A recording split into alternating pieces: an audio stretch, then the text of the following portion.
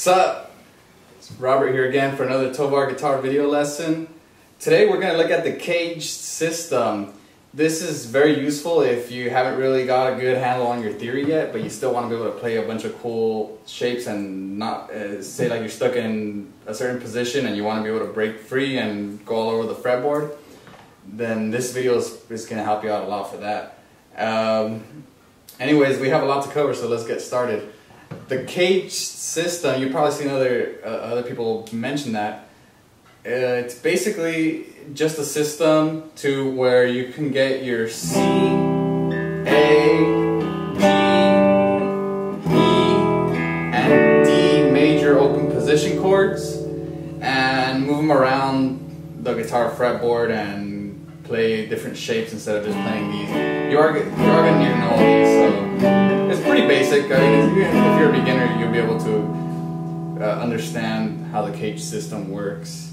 So let's get started with C major. As you can see, you play your C major like this, as you guys all already knew. The CAGED system, let's start with refingering the C chord. So pretend the nut is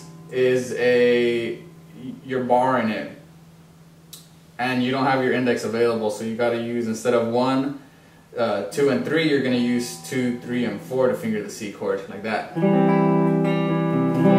And then you use your index here to just place it over the nut.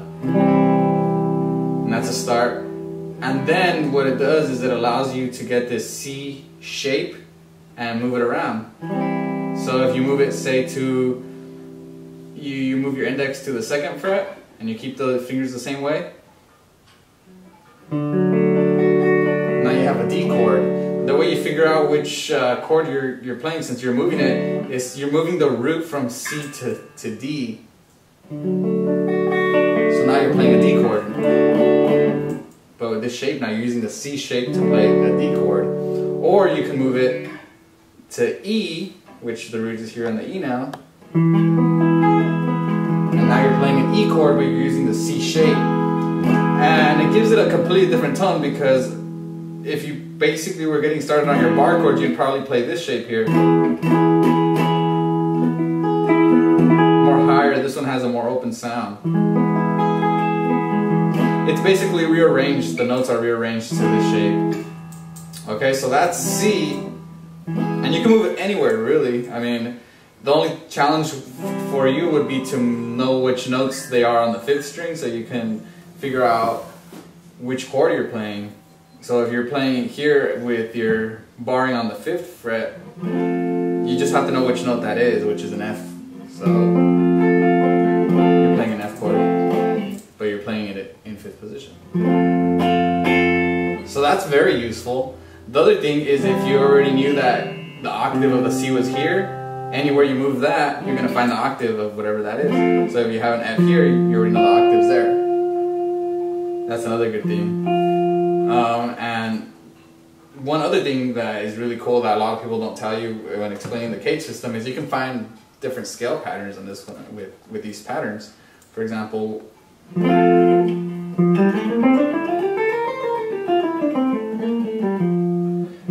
not going to really get into depth with that because it's going to take too long. But that's very useful if you can figure all that out. Next shape is the A shape.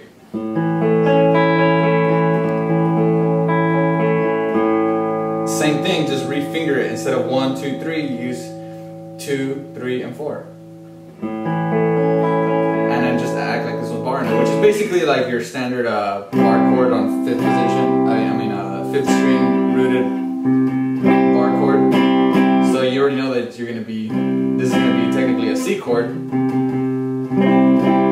If you move it here, that's a D chord because the root here is a D. So like I said, you're going to have to know your which notes these are, so you can figure that out. E, and so on. That's basically, you're making the A movable. That's where the bar chord shapes come from. And also there's this pattern that can go with it.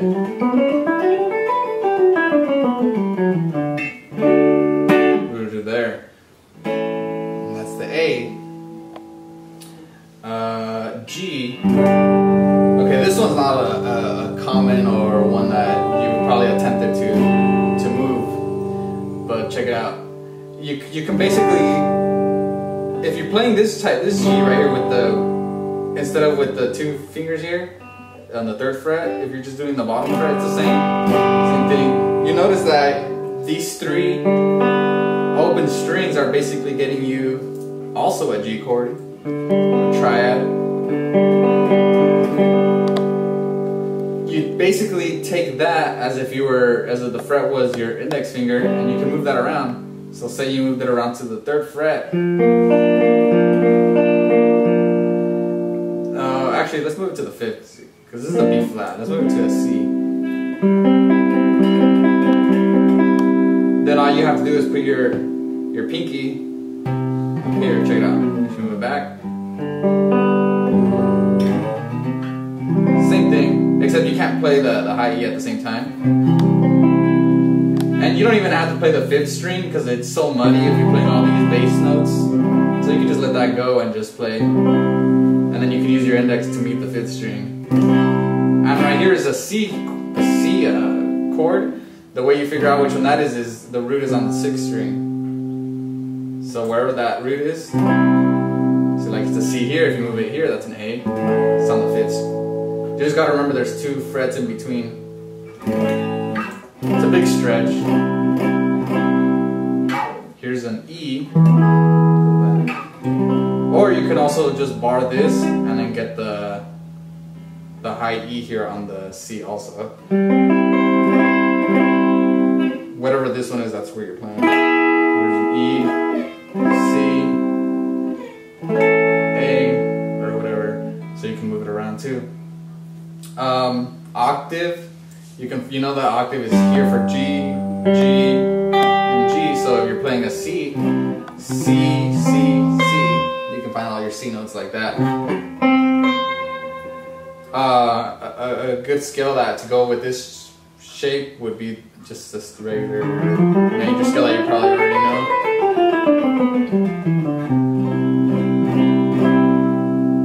So that's a G shape. Now you can move this G shape around anywhere. E is the next one. E is another standard bar chord kind of shape. So instead of 1, 2, 3, use 2, 3, and 4. Use your index as if it was barring, and then just start moving it around. So if you move it to the 3rd fret,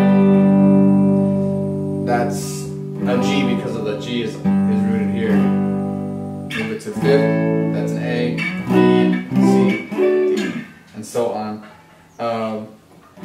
Octaves, G, G,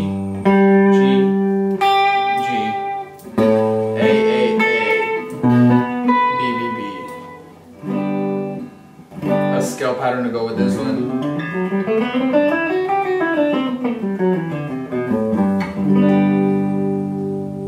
Just gotta know that it's rooted here on the 6th string, and you'll be able to move it anyway. The last one is D. This is another one that you probably didn't really know of. You read finger it like this. 2nd finger, 2nd fret, 3rd string. 3rd finger, 2nd fret, 1st string. 4th finger, 3rd fret, 2nd string. And this one you only need to bar up to the 4th string. Here it is. So if you move it here to the 3rd fret, where your index is on the 3rd fret, you have an F chord.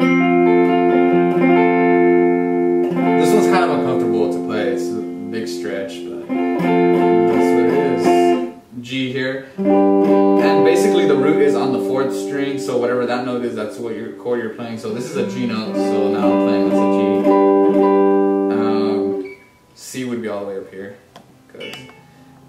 An easy way to find your octave, like if you don't know which note that is on the 4th, just go up 2 strings and down 2 frets, and whatever note that is, that's the octave. So that's an easy way. That's one way that helped me to memorize the notes. And the good, the octave for this one, so say we're here in F, it's just, that's basically the octave. A good scale shape for this would be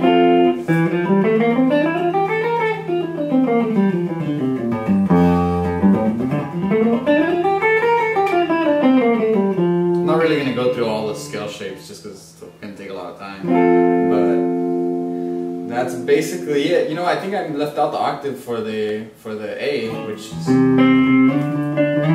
it's just basically that. You have your A. Very straightforward. And that's the CAGED system. A good exercise for this is to try to challenge yourself and maybe try to play a specific chord using all the shapes. And you could probably start with like C. Play C in open position, play with the A shape, play with the G shape, play with the E shape, and then play it with the D shape. Basically, you just gotta find where all your C's are on your frets, on your fretboard, and then you can just apply all the CAGED patterns on there. So C with the A shape, C with the G shape, C with the E shape, C with the D shape. And the other thing is, if you get that, then maybe see if you can figure out all the scales in each position. So C open position, C here on with the A shape,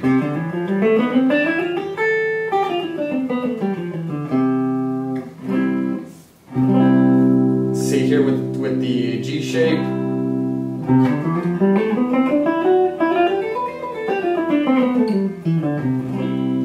C here with the E shape,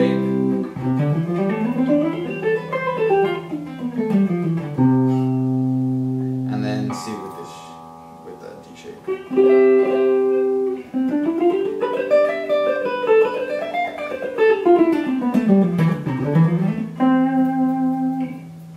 And that's that. So the CAGED system is really useful. Like I said, if you're kind of stuck somewhere, if you can get this to work for you. You'll be able to move around wherever you want to go and have less limitations on your playing. If it's kind of confusing for you, just rewind.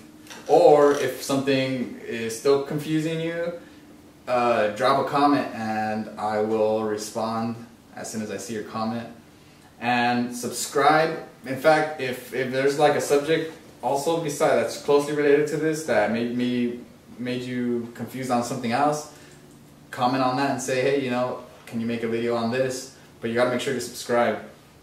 Subscribe, drop a comment, and request. So anyways, thanks for watching another video with Guitar. Till next time, see you guys later.